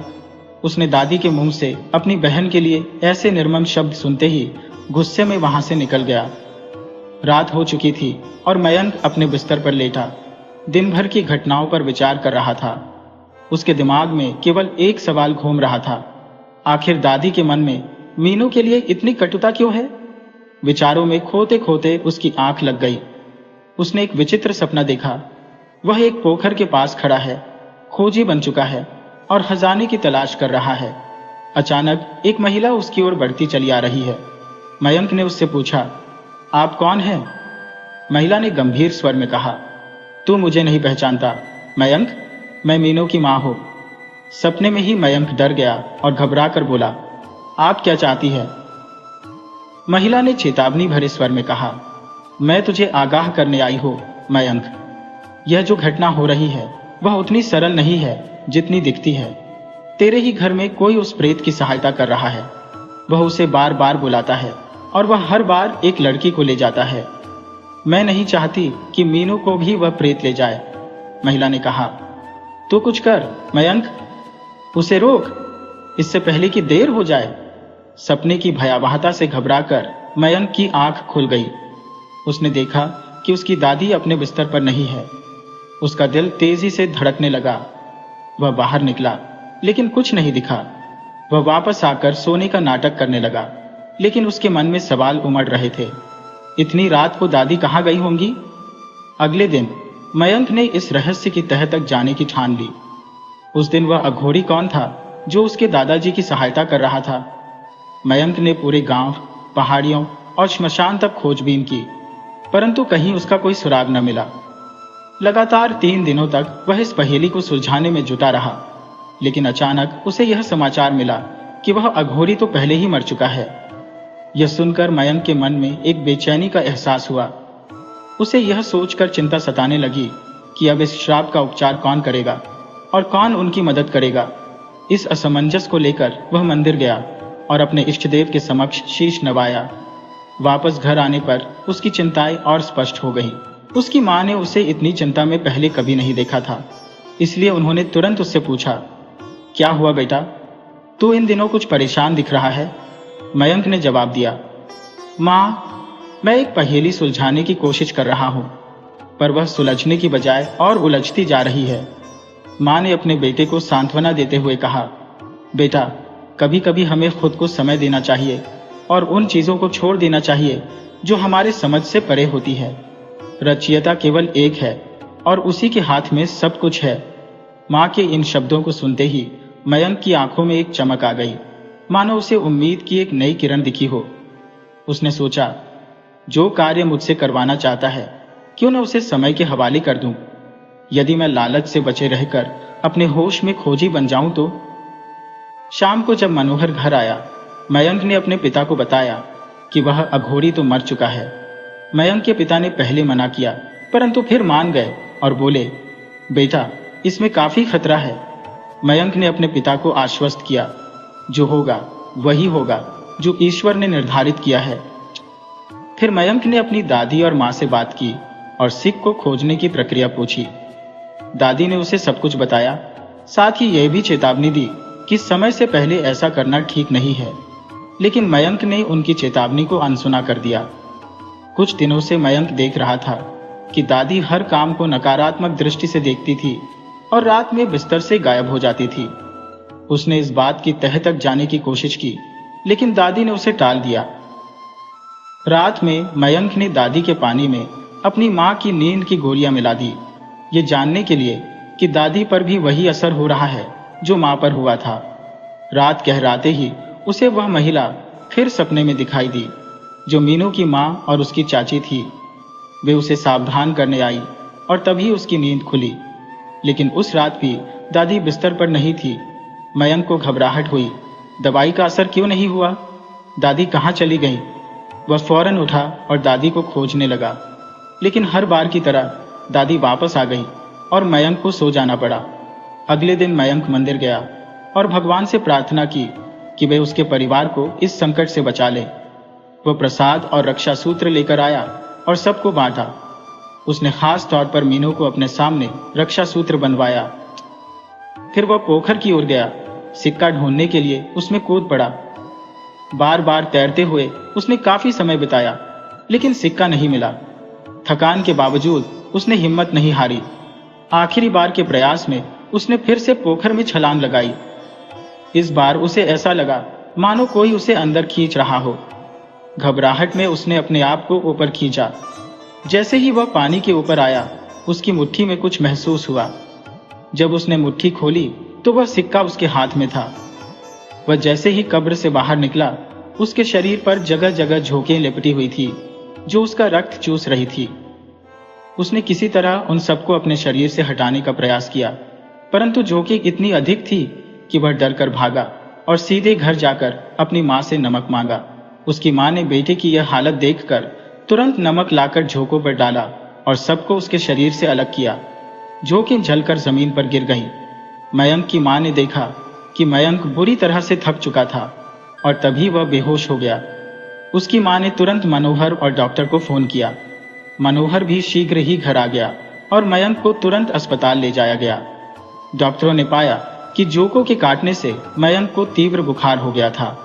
उनका कहना था कि यह बुखार सामान्य नहीं था और उन्होंने मयंक को इमरजेंसी वार्ड में भर्ती कर दिया। लगभग 24 घंटे बाद मयंक का बुखार थोड़ा कम हुआ, तब सभी उससे मिलने आए। मयंक की हालत देखकर उसके पिता फूट फूट कर रो पड़े और बोले, क्या जरूरत थी बेटा इस सब की? देखो तुमने अपनी क्या हालत बना ली है। मयंक धीमी आवाज में बोला, पापा मैंने वो सिक्का ढूंढ लिया है।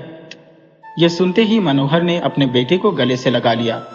जब मयंक पूरी तरह से ठीक हो गया तो डॉक्टर ने उसे अस्पताल से छुट्टी दे दी और वह घर आ गया। घर आने के बाद उसकी माँ ने उसे पल भर के लिए भी अकेला नहीं छोड़ा और उसके पास ही बैठी रहती। रात को जब मयंक विश्राम कर रहा था, दादी ने सोचा कि वह सो चुका है और चुपचाप बाहर निकल गई। मयंक को यह अवसर सही लगा और वह भी उनकी सच्चाई जानने के लिए पीछे पीछे चल पड़ा। वह जंगल के उसी आम के पेड़ तक पहुंचा जहां दादी ने 2 कीले बनाए हुए थे। एक पर कंकाल रखा था और दूसरे पर मीनू बेहोश पड़ी हुई थी। बीच में बैठकर दादी किसी की आराधना कर रही थी। यह दृश्य देखकर मयंक गुस्से से भर उठा और सामने आकर बोला, दादी ये सब क्या है? दादी की आंखों में एक क्रूर मुस्कान थी। मयंक चिल्लाकर बोला, तुम मेरी दादी नहीं हो सकती। तभी दादी रूपी व्यक्ति ने एक पेड़ की ओर हाथ बढ़ाया और पेड़ की लताएं निकलकर मयंक को बांधने लगी। इस बीच मनोहर और उसकी पत्नी सो रहे थे। अचानक मनोहर को ठंड का एहसास हुआ और उसने आंखें खोली तो कमरे में धुंध जैसा अंधेरा देखा जिसमें एक आकृति उभर रही थी। वह आकृति बोली, भाई साहब मीनू और मयंक को बचा लीजिए। मनोहर ने घबराकर पूछा, कौन हो तुम? आकृति ने जवाब दिया, मैं मीनू की माँ हूँ। यह सुनते ही मनोहर ने अपनी पत्नी को उठाया और दोनों तुरंत दादी के कमरे की ओर भागे, लेकिन वहां न दादी थी और न मयंक। दोनों डरते डरते जंगल की ओर भागे और जब उन्होंने आम के पेड़ के पास का दृश्य देखा तो उनके होश उड़ गए। मनोहर ने चिल्लाकर अपनी माँ से पूछा, माँ तुम ये सब क्या कर रही हो? मयंक ने चिल्लाते हुए कहा, पापा रुको, वो दादी नहीं है।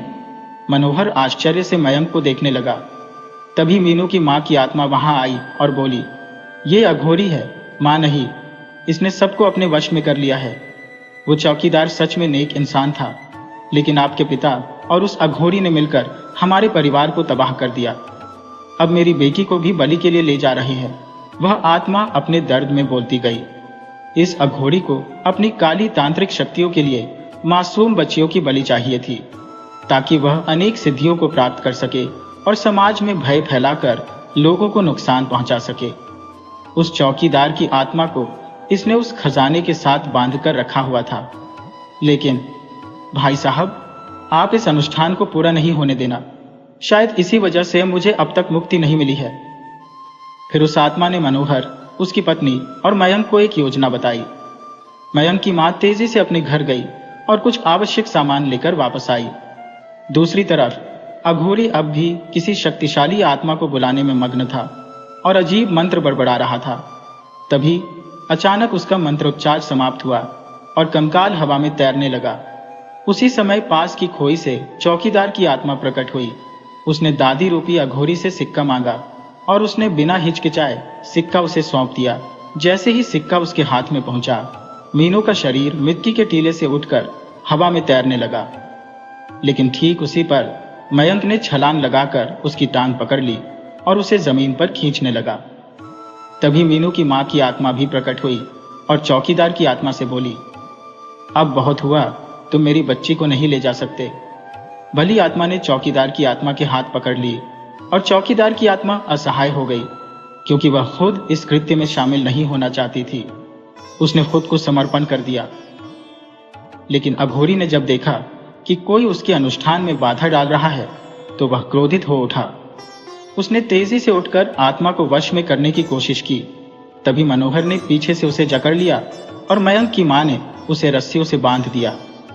अब अघोरी जोर जोर से चिल्लाने लगा, छोड़ो मुझे, मेरी सालों की मेहनत को नष्ट मत करो, मुझे मेरा कार्य पूरा करने दो, नहीं तो मैं तुम्हारी मां को मार डालूंगा। अचानक उसने मनोहर की मां की आत्मा को यातना देना शुरू कर दिया। वह बुजुर्ग आत्मा दर्द से कराहते हुए बोली, मनोहर, यह मैं हूं, इसे मत छोड़ना, यह पापी है और अपनी घृणित मंशाओं को इस शरीर में ही पूरी कर सकता है। सिक्का खोई में फेंक दे, जल्दी कर। इतना सुनते ही मनोहर की पत्नी ने फुर्ती से सिक्का उठाया और खोई में फेंक दिया।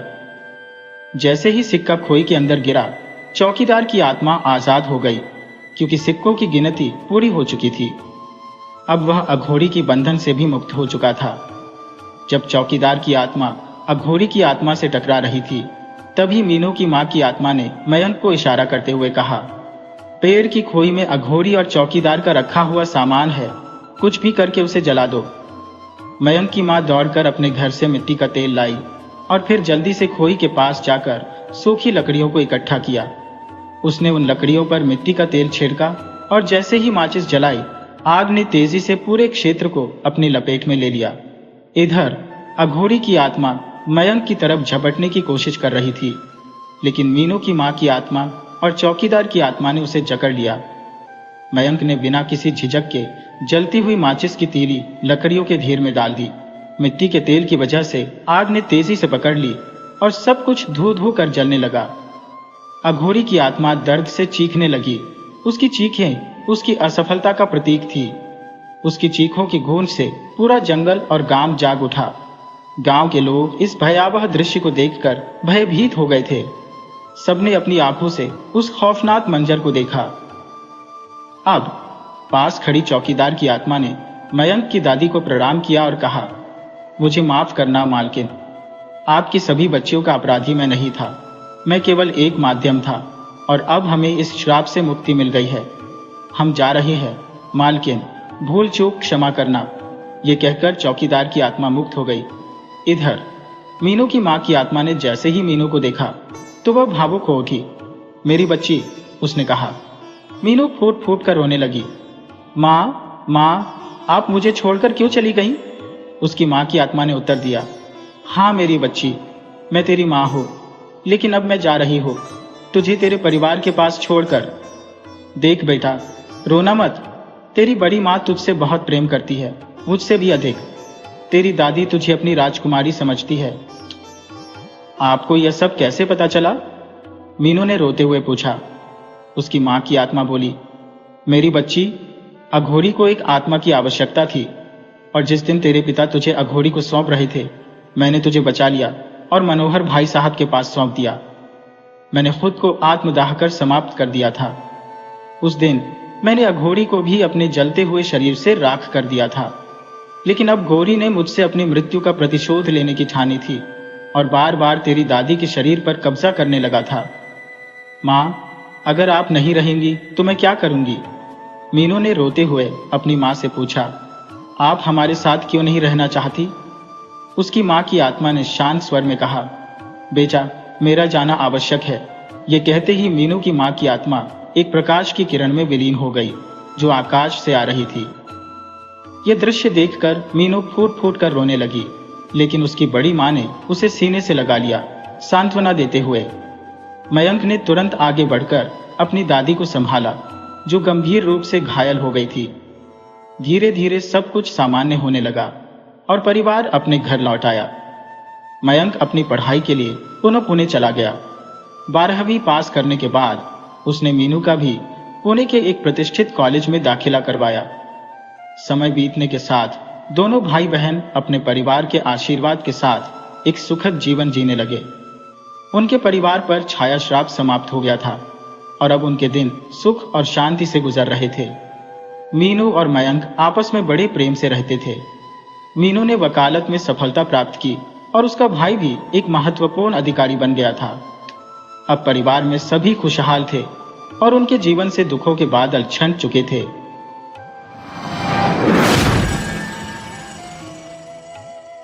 वीडियो अच्छी लगी हो तो इसे लाइक करें और ऐसी ही मज़ेदार कहानियों के लिए चैनल को सब्सक्राइब करें और बेल आइकन दबाएं। ज़्यादा से ज़्यादा अपने दोस्तों को शेयर करें। धन्यवाद।